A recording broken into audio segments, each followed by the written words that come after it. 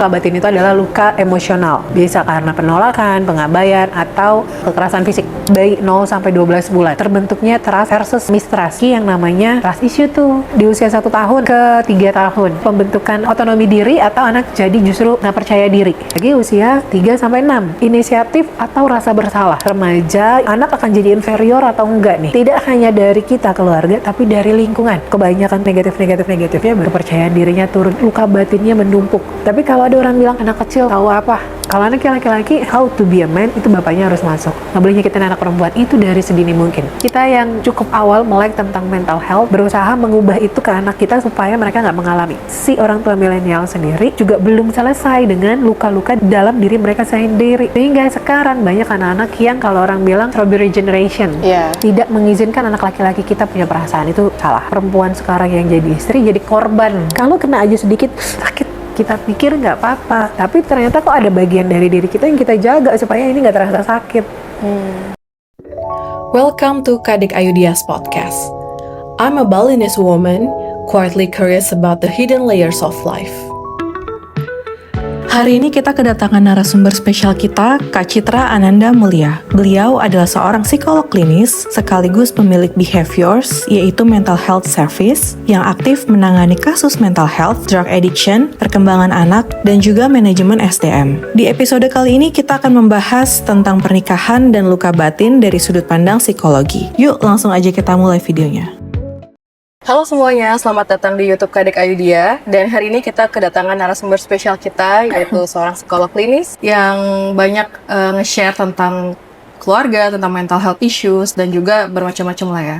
Dan hari ini kita akan khusus ngebahas soal pernikahan dan juga luka batin dan juga kesehatan mental. Please welcome Kak Citra Ananda Mulia. Halo Kak Citra. Halo Kak Dek, apa kabar? Baik. Baik. Nah Kak, aku masuk ke topik selanjutnya ya Kak ya. Oke. Nah ini tuh lumayan sering dibahas juga sih soal topik ini, soal luka batin gitu. Nah sebenarnya luka batin tuh apa sih Kak? Kalau simpelnya luka batin itu gampang. Simpelnya luka batin itu adalah luka emosional yang dialami seseorang, bisa karena penolakan, pengabaian, atau kekerasan fisik. Tapi kalau mau jawaban yang agak-agak lebih serius lagi gitu, jadi dalam psikologi itu ada yang namanya tugas tahapan perkembangan. Setiap tahapan perkembangan tuh yang harus kita penuhi. Misalnya kayak bayi 0-12 bulan.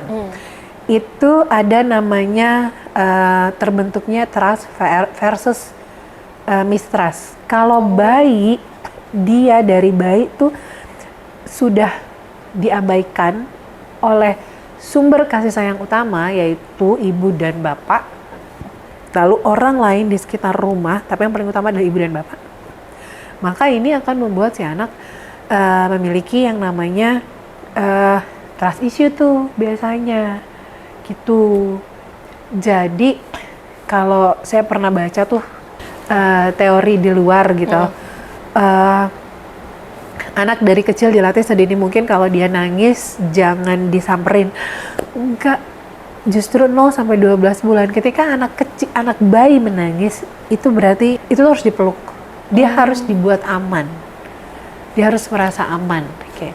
Terus nanti naik lagi nih di usia 1 tahun ke 3 tahun. Itu ada namanya pembentukan otonomi diri atau anak jadi justru dia nggak percaya diri. Ini fase kalau orang bilang lepas pampers. Lepas pampers apa Bu? Toilet training. Gitu. Kayaknya simple ya toilet training. Jangan salah, toilet training itu adalah membantu anak sedari kecil mengelola dorongan yang dia punya. Gitu. Dia belajar untuk tahu bahwa kalau saya mau pup, itu saya harus ke toilet. Saya mau pipis, saya harus ke toilet. Gitu. Berarti di fase ini tuh harus kayak gimana Kak? Nah di fase itu, orang tua mengkondisikan anak, mengajarkan anak untuk mau tahu, mau peduli apa sih yang jadi keinginan mereka. Gitu. Makanya sering dengar istilah rebellious 2. Anak usia 2 tahun yang katanya tuh lagi senang-senangnya rebel, nggak bisa diem lah, banyak gerak, nggak bisa dikasih tahu. Karena memang itu anak sedang belajar mengeluarkan dorongannya, keinginannya. Nah memang dan itu masa-masa egosentris. Itu memang masa anak sedang mengekspresikan dirinya, memang fasenya di mana anak buat egois. Nah di umur segitu justru nggak bisa tuh kalau misalnya dia punya adik terus kayak langsung diambil, terus kamu ngalah ya, ini punya adik kamu gitu, atau kayak ngalah dong pinjemin sama temennya gitu, justru nggak boleh. Justru di fase itu anak dikasih tahu bahwa dia boleh loh mempertahankan apa yang dia punya, tapi habis itu boleh ya nak gantian sama temen. Nah itu bahkan dari tugas tahapan perkembangan yang itu tadi kalau nggak terpenuhi itu bisa memunculkan luka batin atau luka emosional. Nah kadang orang tua bahkan yang azan. Ya tadi jadi ada yang kedua ada namanya fase otonomi VS dia ragu-ragu atau malu-malu. Nah kalau anak umur 1 sampai 3 dia kecenderungan dibatasi, ini nggak boleh, itu akan bikin anak jadi nggak percaya diri. Jadi kalau orang bilang rasa percaya diri dibentuknya ketika remaja, no, itu dari sedini mungkin itu loh, gitu. Jadi dia berani coba, berani manjat, berani megang ini, megang itu, dia berani nanya. Kalau lagi nyetir, anaknya nanya, mama itu apa? Duh, tar dulu mama lagi nyetir. Itu padahal lagi banyak-banyaknya kata, anak lagi mau belajar banyak kata. Terus orang tuanya nggak memfasilitasi itu, anak pelan-pelan akan belajar bahwa, oh saya nggak boleh ya banyak ngomong. Oh saya nggak boleh banyak nanya, gitu. Oh saya harus membatasi perilaku saya, gitu. Dan puncaknya tadi di situ juga bersamaan dengan fase toilet training. Kalau misalnya anak tidak dilatih sejak umur itu untuk belajar mengontrol dorongan atau keinginannya, gitu. Nah anak tuh juga jadinya nanti nggak disiplin, suka susah mengelola emosi jangka panjangnya, gitu. Terus ada lagi usia 3 sampai 6. Ini nih usia di mana anak membentuk inisiatif atau rasa bersalah. Gitu. Jadi setiap usia tuh benar-benar beda perilakunya. Beda tahapan ya? perkembangannya, gitu. Terus Kak, tadi kan Di usia 3 sampai 6 ini seiring anak mulai ada yang mulai playgroup, ada yang mulai TK ya. Nah, ini membentuk inisiatif dan rasa bersalah seiring juga dengan perkembangan kemampuan otak di mana mulai namanya nih prakonseptual, dari abstrak ke prakonseptual. Jadi anak mulai belajar mikir, mulai belajar boleh ini enggak, boleh itu enggak, mau ini. Kalau balik lagi tadi, kalau kebanyakan dikritik, mau pakai baju, nih kalau saya suka bilang gini, ada saat-saat dimana anak saya boleh pilih bajunya sendiri. Tapi namanya pilihan anak-anak mungkin kadang kita nggak suka kan. Iya. Nah boleh kita bilang, tapi kalau lagi pergi sama Momi sama Abi yang pilihin ya. Oh, negosiasi ya? Iya, anak belajar bergening. Anak belajar dia diberi kesempatan untuk memilih, tapi ada saatnya dia juga tetap harus ngikutin nih. Namanya saya masih anak, saya juga harus masih ngikutin dong, orang tua saya punya aturan. Dia tetap memiliki inisiatif, tapi tetap inisiatifnya ada dasarnya, gitu. Tapi dia bukan jadi anak yang penuh rasa bersalah untuk mengemukakan apa yang menjadi pendapatnya dia. Oke. Terus nanti ada lagi masuk ke remaja, ini namanya anak akan jadi inferior atau enggak nih? Berarti SD SMP itu ya Kak? Iya SD. SD kan sampai kelas 12 tahun ya, 11-12. Ini usia SD. Nah ini nih, anak akan belajar tidak hanya dari kita keluarga, tapi dari lingkungan. Dia diterima apa enggak, dia bisa main apa enggak, dia bisa main kesini atau enggak, dia secara fisik dia pernah dibully enggak. Kalau di sini ada luka, maka dia akan muncul tadi jadi inferior. Nah ini kalau kebanyakan tadi ya yang negatifnya, barulah nanti ketika remaja mungkin kepercayaan dirinya turun, luka batinnya menumpuk. Tapi kalau ada orang bilang, anak kecil tahu apa, anak kecil ingat apa, belum ngerti semuanya gitu ya? tuh kerekam di sini, orang tua suka nggak sadar. Nah luka batin, luka pengabaian, penolakan itu kadang tanpa disadari sudah diberikan orang tua sejak sedini mungkin gitu. gitu.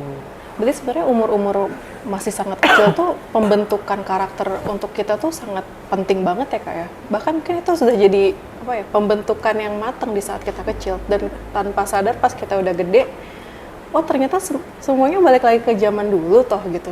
Kayak gitu ya Kak ya. Apa semuanya tuh berbasis dari sekecil itukah atau gimana sih Kak yang biasa Kakak tangani? Iya, pondasinya dari sekecil itu kan. Pondasinya tuh dari sekecil itu. Kayak misalnya gini, ini ada kasus lagi. Ada anak perempuan, ini kemarin deh miris sih baca berita. Anak perempuan berantem sama ibunya, pergi sama pacarnya. Berantem sama ibunya, pergi sama pacarnya. Terus? Iya, sama pacarnya dijual. Kan ke teman-temannya, lihat nggak? Baca nggak beritanya? Di daerah mana tuh ya? Dijual. Nah, terus sementara maksud kita, aku banyak dengar cerita juga, ada juga kan anak SMP, maksudnya kok bisa anak ini Percaya banget ya sama si pacarnya itu pacarnya ya? ini, karena kan di dalam rumahnya dia ditolak. Oh, dia nggak punya rumah ya? Iya, dia longing for. Gitu. Ada lagi nih kemarin bagus, drama Jepang, The Great Teacher. Itu bagus kalau mau nonton. Jadi ketika di dalam rumah dia tidak terpenuhi, ya dia akan mencari itu di luar rumah. Yang sedihnya lagi kalau dia si anak perempuan ini, jadi dia belum sempat pacaran, dia baru mau pacaran. Cuma si gurunya ini bilang kayak, kamu jangan pacaran sama yang ini, nanti yang ini akan menjual kamu gitu. Terus si anak perempuan ini nangis, terus dia bilang gini, kamu pikir saya nggak tahu? Saya tahu. Tapi saya juga tahu, tapi setidaknya pada saat itu saya tahu ada yang mau sama saya. Saya diinginkan, saya merasa dicintai. Karena ketika saya besar, saya tumbuh dalam perasaan dan keadaan tidak merasa diinginkan atau dicintai. Dalam banget ya Kak? Iya. Gitu. Nah, hal-hal kayak gitu yang kadang orang tua tuh gak sadar, dan luka itu kalau nggak coba kita selesaikan, kita bawa tuh sampai gede. Nah, dampaknya apa? Ini bisa menjadi ciri-ciri kepribadian tertentu. Gitu. Misalnya ada yang ciri kepribadiannya perfeksionis.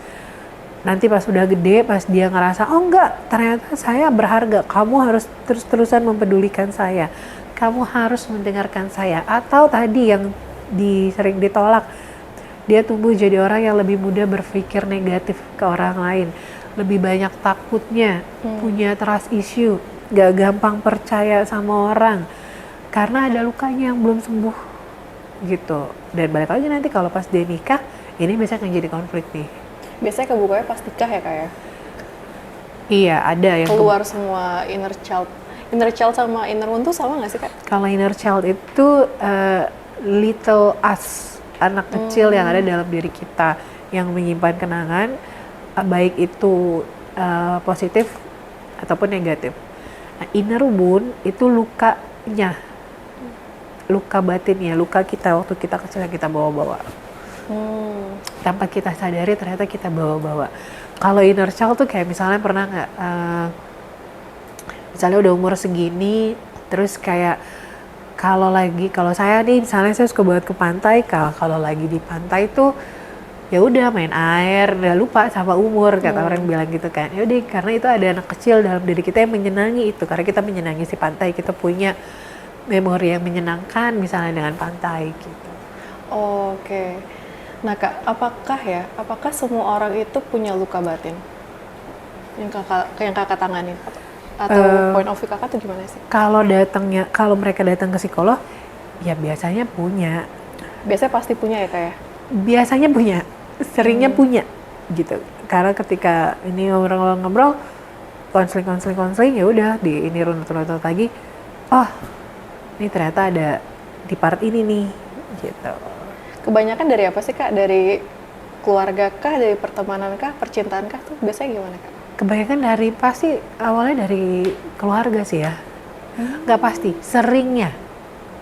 Gitu ya? Seringnya tuh dari keluarga. Karena gini, anak yang tumbuh dalam keluarga yang suportif, harmonis, keluarga yang bisa kasih tahu anak untuk berdiri tegak gitu. Kalau dia pun misalnya gini, ada anak pulang sekolah nangis. Nah, kalau orang tuanya pulang terus nanya, kenapa tadi nangis? Aku tadi nggak diajak main, Mommy, gitu. Kenapa nggak diajak main? Nggak tahu, temanku bilang gini. Orang tuanya ngasih tahu nih, coba besok tanya, kenapa? Tapi nggak usah nangis, nak. Kenapa nggak boleh nangis? Karena kamu laki-laki. Kenapa? Laki-laki boleh menangis kalau itu berkaitan dengan perasaan. Tapi laki-laki nggak boleh cengeng, nak. Kamu tanya sama teman kamu, kenapa kamu nggak boleh main? Dan makanya, nak, berteman jangan sama satu orang. Bertemanlah sama banyak orang. Nah, itu kan berarti orang tuanya memberikan ruang untuk si anak bercerita, mengeluarkan perasaan, memvalidasi. Nggak juga serta-merta dibilang kayak, kenapa nangis? Cengeng banget gitu aja nangis. Iya. Kan nggak gitu, tapi dikasih tahu kan bahwa kamu anak laki-laki, kamu nggak boleh sedikit-sedikit nangis. Karena kamu anak laki-laki. Kenapa kok anak laki-laki nggak boleh nangis? Nanti bapaknya masuk. Makanya parenting it takes two. Kan kamu bikin anak berdua, so it takes two to do the parenting. Gitu. Kalau anaknya laki-laki, hal-hal yang berkaitan dengan how to be a man itu bapaknya harus masuk. Gitu. Terus misalnya kita mau ngajarin sama anak laki-laki kita nggak boleh nyakitin perempuan, nggak boleh nyakitin anak perempuan, itu dari sedini mungkin. Oh iya ya. Nggak boleh anak perempuan dijailin. Kalau ada anak perempuan nangis ditanya, nggak boleh ya iseng sama anak perempuan, nggak boleh ya. Sehingga dari kecil anak kita udah belajar bahwa, oh iya ya, nih kita tumbuhkan perasaan bahwa dia harus menghargai perempuan Sedini mungkin. sedini mungkin. Dan mungkin dicontohin juga sama orang tuanya gitu ya. Gitu. Makanya ayah yang baik dia tidak akan akan kasih contoh nih ke anak laki-lakinya gimana cara menyayangi ibunya dengan baik. Dan kalau misalnya anak laki-lakinya misalnya ke ibu, terus ngomongnya kasar, bapaknya harus bilang kayak minta maaf. Gitu. Kebalikannya Harus juga bapaknya gitu. ya? Iya. Berarti laki-laki ke bapaknya, perempuan ke ibunya gitu ya kayak. Ada tahap part-part tertentu yang harus dilakukan oleh bapak, dan sama kalau perempuan ada part-part tertentu di usia tertentu yang harus dilakukan oleh ibu, yang anak harus belajar itu dari ibu. Gitu. Biasanya udah masuk usia sekolah tuh, itu kan udah harus ada role model anak laki-laki belajar gimana cara jadi laki-laki, ya dia kan belajar itu dari bapaknya. Anak perempuan gitu. Kalau misalnya single parent gimana Kak? Misalnya gimana gitu? Kalau single Nah, parent. single parent ini cukup sedih sih. Saya biasanya suka nanya, Mom, ada figur pengganti nggak? Atau kalau dia bapak tunggal, di rumah ada nenek nggak? Ada tante nggak? Gitu. Oh. Ada figur pengganti nggak? Nih, pahit-pahitnya nggak ada. Berarti ibunya atau bapaknya yang single ini harus bisa menjalankan dua peran tersebut. Itu ujian yang luar biasa sih. Sementara di saat yang sama mereka juga harus tetap berdaya kan sebagai manusia, sebagai pekerja, gitu kan, sebagai makhluk sosial. Ini ujian yang luar biasa sih. Gitu. Biasanya saya kalau bisa mereka mendapatkan bantuan lah dari pihak lain gitu ya, dari keluarga misalnya gitu. Wah, berat banget sih Kak. Nah, aku juga penasaran ya Kak. Kenapa kebanyakan luka batin itu dari orang tua gitu ya? Kan kalau secara logis pasti orang tua pingin memberikan yang terbaik untuk anak kan. Nah terus anaknya malah kena mental gitu, kena luka batin. Nah, so itu gapnya tuh di mana sih Kak?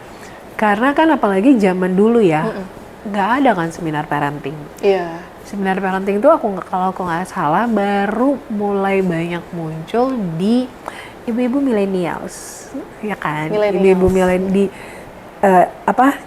ibu-ibu millennials atau ibu-ibu Gen X akhir deh, itu mereka udah banyak tuh yang mulai belajar tentang parenting. Tapi kayaknya booming tentang parenting seminar itu banyak di ibu-ibu milenial. Makanya katanya sih milenial adalah generasi yang paling keren, enggak ya? Nanti kita jadi perang generation.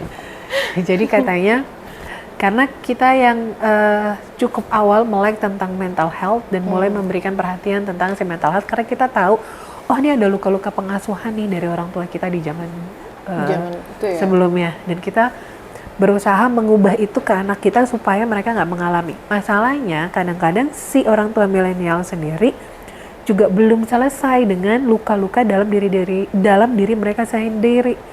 Sehingga sekarang banyak anak-anak yang kalau orang bilang apa strawberry generation. Karena kita saking ngerasa nggak mau anak kita kita nggak mau keras, nggak mau ini, tapi anak kita jadi malah lembek nih. Nah gitu. Kan harusnya si orang tua millennials ini juga tadi tuh belajar kenalan sama diri. Pentingnya kenalan sama diri selain dalam pernikahan, selain untuk pernikahan itu sendiri, pastinya untuk menjadi orang tua. Supaya kita nggak bikin luka baru di anak kita. Kita nggak mungkin jadi orang tua yang sempurna. Tapi kan seenggaknya dari sedini mungkin nih, kita bisa mengizinkan anak kita untuk bilang, kalau aku suka nanya, Kenan senang nggak jadi anak yang Momi sama Abi? Kalau dia lagi marah misalnya, dia lagi kesel, Kenan kesel ya sama Momi? Iya, kenapa? Dia bisa bilang. Dan aku suka nanya, saya nggak sama Momi, kenapa? Seneng nggak jadi? Seneng, soalnya Momi gini. Itu anak kita harus check on their feelings berkala. Jangan sering-sering, bosan juga anak kontennya. Nanya mulu sih mah gitu ya. Bawel sama gue gitu. Berarti membiasakan diri untuk nanya perasaan itu adalah hal yang penting ya Kak ya? Apalagi konsep yang juga harus dirubah adalah tidak mengizinkan anak laki-laki kita punya perasaan, itu salah. Karena jadinya sekarang banyak perempuan sekarang yang jadi istri jadi korban. Ya kan, dari suami-suami yang nggak bisa tuh ngasih lihat perasaannya. Karena terbiasa menggunakan logika kan? Iya, terus atau mungkin zaman dulu nggak boleh kan anak laki-laki terlalu memperlihatkan perasaannya. Nah, kalau sekarang nih saya suka bilang, kenapa boleh loh anak laki-laki punya perasaan, supaya nanti kalau dia jadi suami, istrinya akan tahu, akan merasa senang nih punya suami yang bisa ngertiin perasaannya dia. Apa dampaknya dengan laki-laki yang nggak terbiasa mengungkapkan perasaan Kak setelah pernikahan? Itu tadi hampa, kosong. Itu bisa ngerasa gitu. Yang hampa si laki-laki atau perempuan atau bareng pernikahannya? Mungkin awalnya si laki-lakinya ngerasa hampa atau kosong karena dia tidak terbiasa untuk merasakan, mengungkapkan perasaan. Ya lama-lama si perempuannya mungkin ngerasa capek, kayak kok aku terus yang usaha, kok aku terus yang ekspresif, kok aku terus yang pendekatan, tapi dari kamu nggak ada. Lama-lama jadinya kosong. Oh, karena si laki-lakinya nggak terbiasa gitu ya? Iya, padahal ternyata tadi si laki-lakinya ada luka nih. Ada banyak kok yang begitu diinin kayak nggak ngerti, saya nggak ngerti. Oh ternyata kalau perempuan tuh maunya diiya-iyain dulu ya. Oh maunya tuh didengerin dulu ya. Oh perempuan tuh nggak harus selalu butuh solusi ya. Banyak laki-laki tuh yang nggak ngerti kayak gitu. Gitu ya? Konon. Bener sih Kak. Nah, sejauh apa sih dampak dari luka batin ini ke diri kita Kak? Maksudnya apakah saat bekerja itu ngefek Kak? Atau berelasi dengan teman-teman juga Kak? Atau gimana? Biasanya sih berdampak kalau itu dalam banget. Ya tadi tuh waktu bisa jadi penilaian kita jadi nggak objektif misalnya dalam bekerja. Atau kalau tadi milih pasangan misalnya, kalau luka batin nggak selesai, itu juga bisa berpengaruh. Terus tadi perasaan kosong dan hampa kan bikin hidup kayaknya jadi nggak menarik ya. Iya. Ya kan itu bikin kita juga jadi nggak semangat mau kerja. Kayaknya kerjaan kita kayak ya udah berlalu begitu saja gitu. Atau yang paling parah tadi memunculkan gangguan-gangguan kepribadian tertentu. Gitu. Ngerti. Aku jadi inget deh dulu waktu pas konsul sama kakak kan, aku tuh bingung banget kayak kok rasanya kosong banget ya, padahal semuanya berjalan baik-baik aja gitu kan. Oh ternyata memang ada luka batin yang tanpa aku sadarin gitu. Dan ternyata tuh di track back itu ternyata zaman SMP atau zaman sekolah kan tuh sebenarnya udah jauh banget kan Kak. Oh ternyata memang sepengaruh itu, dan itu ternyata nggak hilang ya Kak ya, luka itu ya Kak ya. Kalau nggak berusaha belajar kenal dan berusaha, kita bilangnya coping atau bersepakat dengan luka tersebut, kita nggak akan tahu dong. Iya, benar-benar. Kalau nggak bersepakat kayaknya bakal terus-terusan entahlah looping lah, atau kayak ketemu dengan orang yang sama kah gitu. Ininya tuh gini, misalnya di sini luka nih, luka. Terus lukanya sebenarnya tuh dalam.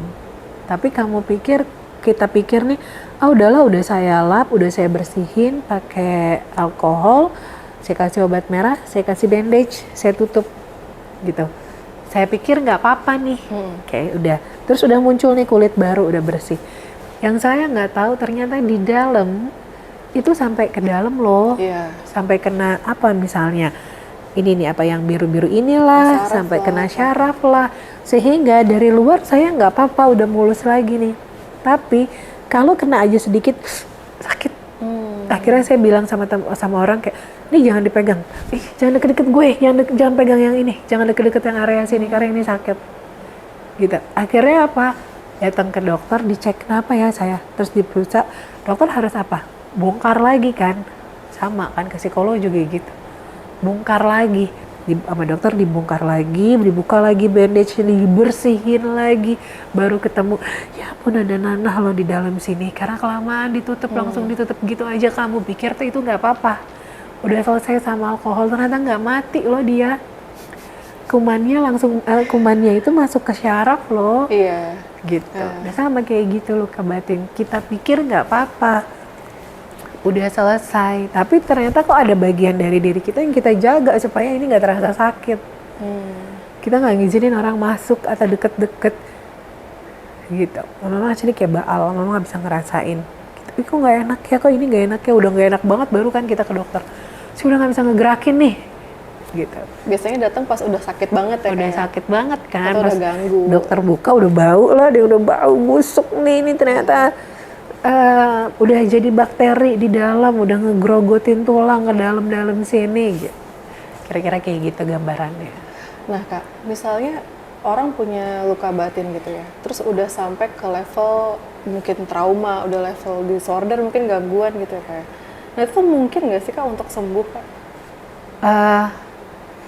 Kalau saya suka bilang insya Allah bisa sih. Kalau orangnya mau dan bersedia dipulihkan. Kita bilangnya pulih. Semua yang berkaitan dengan mental health atau adiksi, kita nggak bilang sembuh, kita bilangnya pulih. Gitu. Kenapa pulih? Karena itu harus di-maintain. Gitu.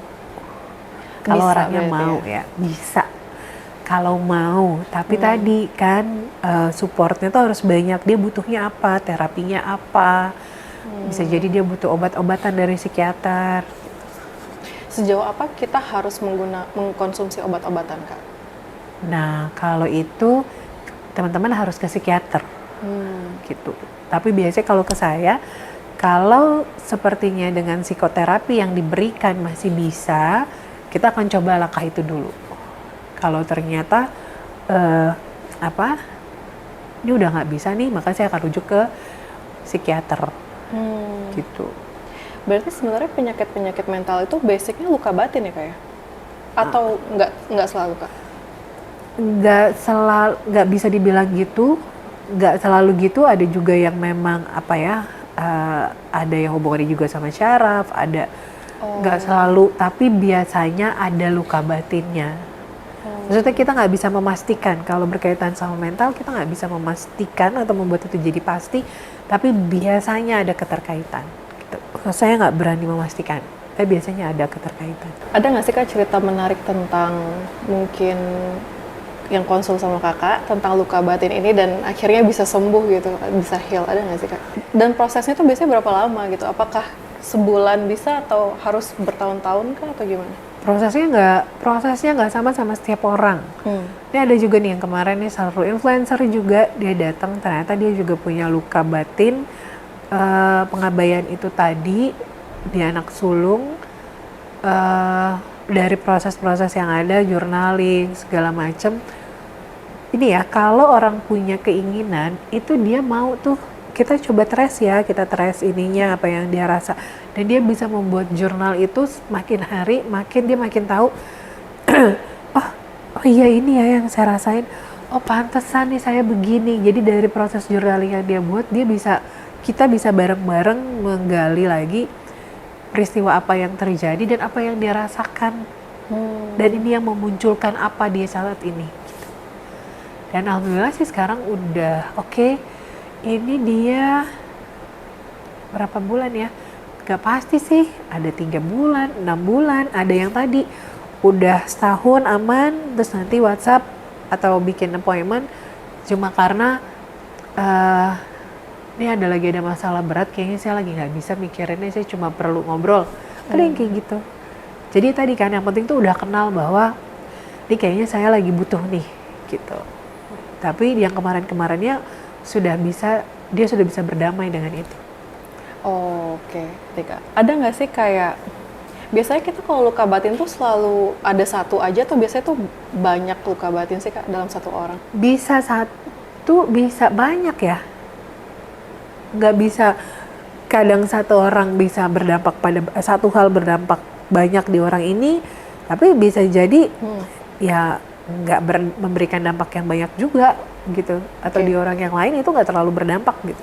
Nah kakak kan terpapar dengan orang-orang yang konsul kan, pasti yang kalau konsul tuh ngeluarin energi-energi negatifnya dia lah, entahlah konflik atau ngeluarin sampah-sampahnya lah ya ke psikolog gitu. Nah kakak tuh gimana sih bisa stay positif atau kayak membentengi diri itu gimana sih Kak? Kan ini kalau kata pramugari, kita sudah menyiapkan dulu shieldnya sebelum bantuin orang. Kalau buat aku sih sebenarnya kalau masalah orang enggak ya, karena kan kita Avengers. Dia selalu ngomongin shield, aku jadi kebayang langsung kayak ada gitu. bentengnya ya? Langsung ada kayak bentengnya yang kayak lagi negatifnya duing gitu. Nggak ding. Sebenarnya lebih kayak gini. Kalau aku sih nggak karena kan kita psikolog, kita belajar. Seharusnya sebagai psikolog berarti kan kita sudah belajar buat kenal diri kita.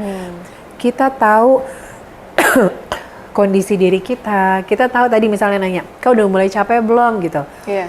Udah mulai sih tapi di belakang. Cuma kan ini saya ngobrol, saya nggak ngedengerin masalah gitu. Nah, tidak sampai kayak, pasti itu gak enak banget rasanya, sakit banget gitu. Kalaupun dia keluar seperti itu, dia tetap bisa, dia memberikan perasaan bahwa saya paham banget loh yang kamu rasain. Tapi saya masih bisa membedakan gitu. Kamu masih bisa percaya kepada saya bahwa saya bisa membedakan dan tidak ikut dalam perasaan pribadi kamu mengenai masalah ini. Gitu. Jadi kalau kamu memang tadi jangan ternyata yang toksik saya ya, ke teman misalnya, teman kamu pasti kan kayak, ya pokoknya kamu yang benar, emang pacar kamu aja yang salah. Tapi kalau kasih Allah, nih mohon maaf ya mbak, saya ngerti sih pasti rasanya tuh gak enak banget digituin. Tapi nih dari hasil tes nih mbak, ternyata nih ada kepribadian ini begini nih mbak. Mbak suka gini nggak? Ya iya ini nih, jadi mbaknya nih juga coba ya bisa gini-gini. Nah dan itu banyak banget tuh statement kayak, ya padahal kesini mau minta validasi, ternyata masalahnya ada di saya. Yang sering kayak gitu ya iya, kayak. nah karena tadi kan, kalau ke temen, pasti temennya nggak enak tuh gitu. Kalaupun ada jarang, dan biasanya bukan berdasarkan, kalau ini kan ada tes, ada dasarnya nih, kenapa jadinya begini, kenapa gini. Gitu. Jadi apakah saya terpapar? Kalau terpaparnya kayak sampai menyerap energi negatif terus pulang ke rumah pusing mikirin gini gitu. Itu. Tapi kalau misalnya kayak capek atau misalnya ada cerita yang kayak bikin sedih banget, sebenarnya dalam hati sedih, tapi kan kita nggak boleh kayak ya ampun ikutan kayak ngasih lihat tuh sedih banget gitu kan, itu mungkin ada. Tapi tadi katanya kan yang namanya psikolog, temannya pasti psikolog dong, makanya psikolog punya psikolog. Bisa paling kita cerita, ini ada pasien nih gini gitu. Atau misalnya saya sama teman-teman di klinik, sama dokter, sama konselor misalnya, ya udah nanti kita bercanda lagi, kita ketawa, kita tahu how to heal-nya. Gitu, kita tahu batasan, butuh bantuan profesional lain, saya akan butuh bantuan psikolog lain untuk menangani kasus yang ini gitu. Oke. Nah Kak, kalau misalnya dari behaviorsnya sendiri, biasanya buka dari hari apa sampai apa sih Kak? Dan jam berapa sampai jam berapa biasanya? Senin sampai Sabtu jam 10 sampai jam 6, tapi by appointment. Kenapa? Supaya nggak terjadi kayak numpuk-numpuk gitu pasiennya. Karena penuh banget teman-teman. Aku tuh kalau misalnya mau cerita ke Kak Citra ya sekedar cerita aja, itu kayak, aduh dek, Kakak lagi sibuk, lagi apa gitu. Jadi kalau bisa soal aja. Aduh, ketahuan kan. Kalau misalnya teman-teman yang mau bisa langsung kontak aja di CP di bawah, nanti aku tulis ya detailnya kayak. Dan ada special price untuk teman-teman yang mau konsul ke Kak Citra dan ke teman-teman Behaviors. Yes. Karena lengkap banget sebenarnya, kayak ada dokternya juga, ada apanya tadi Kak? Ada Terapi. psikiater, ada art terapi, ada musik terapi, ada hipnoterapi, ada akupuntur. Jadi kita membantu sesuai dengan kebutuhan si pasiennya, masalahnya apa, butuhnya apa gitu. Karena nggak semua orang lo bisa di hipnoterapi. Gak semua orang mau ditusuk badannya pakai jarum akupuntur. Gak semua orang suka gambar, gitu. Gak semua orang setuju dengan musik, gitu. Makanya kita kasih pilihan-pilihan alternatif yang sesuai dengan kebutuhan pasien kita untuk membantu. Dan terakhir, kalau misalnya psikoterapi ini kayak kurang maksimal, maka kita akan rujuk juga ke psikiater dengan obat-obatan. Oke. Apakah rekomendasi untuk menggunakan obat-obatan Kak? Kalau misalnya Tergantung kebutuhan pasiennya. sejauh apa kita butuh konsumsi Kak? Obat-obatan. Tergantung kebutuhan pasiennya. Oh gitu ya? Kalau Karena misalnya saya psikolog, jadi saya nggak bisa bicara banyak tentang obat. Gitu. nanti next sama dokter ya. Kalau misalnya susah tidur gitu, itu perlu konsumsi atau gimana Kak? Atau sebenarnya ada Kalau bidang- datangnya ke psikolog, datangnya ke saya susah tidur tuh tadi. Biasanya tadi saya akan cari tahu kenapa susah tidurnya, apa yang lagi dipikirin. Nanti kita coba dulu hipnoterapi, kita coba dulu akupuntur bikin syaraf-syarafnya tegang, gitu. menarik ya Kak ya? Iya, gitu. Nah nanti di tengah jalan biasanya kita, oh enggak ini kan, nanti kan tes segala macam. Oh enggak, ini ada masalah lain misalnya. Oh ini butuh obat sih, mau nggak mau. Berarti kita rujuk ke psikiater. Tapi kalau kayaknya, oh ini kita coba dulu ya psikiater. Karena ada juga orang yang, saya nggak mau minum obat misalnya. Nah ini kita coba dulu dengan psikoterapi yang tadi itu. Nah Kak, jadi tuh end goals kita ke psikolog tuh apa sih sebenarnya? Oke, kalau aku tuh suka bilang tadi ya, mental health awareness itu gimana teman-teman bisa aware sama kondisi diri supaya tuh bisa tahu kalau lagi ngalamin sesuatu, lagi nggak enak misalnya, nah itu bisa tahu how to handle it, mau ngobrolnya ke siapa, curhatnya ke siapa, mau healingnya tuh gimana gitu. Kalau rasanya, duh nggak ini nih kayak saya butuh penanganan yang lebih serius, teman-teman nggak ragu buat ke psikolog yang teman-teman percaya buat datang gitu. Jadi mental health awareness, saya tahu tadi ya ada penerimaan diri, ada pengenalan diri. Akhirnya tuh saya tahu secara makhluk sosial gitu, di pekerjaan, di pernikahan, sebagai orang tua, sebagai teman. Ini saya tuh maunya gimana, saya bisa berfungsi seperti apa, saya bisa berdaya tuh seperti apa di masyarakat. Asik. Makasih Kak Citra untuk waktunya, kita udah hampir kayak 2 jam lebih ngobrol. Wow, makasih juga.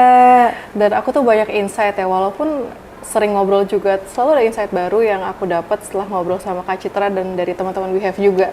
Karena memang kayaknya mengenal diri sendiri itu tuh proses umur hidup kan Kak, Yes. proses yang panjang ya, dan sebenarnya proses yang mindfulness dan menyenangkan juga. Dan untuk teman-teman sendiri yang pingin kenal dirinya lebih dalam lagi, silahkan kontak Behaviors atau kontak Kak Citra langsung. Jangan lupa untuk follow sosial medianya. Ada apa aja Kak? IG-nya Behaviors, IG @Behaviors, TikTok-nya Behaviors ID. Follow IG saya citra.mulia, sama TikTok saya Citra Ananda Mulia. Iya benar.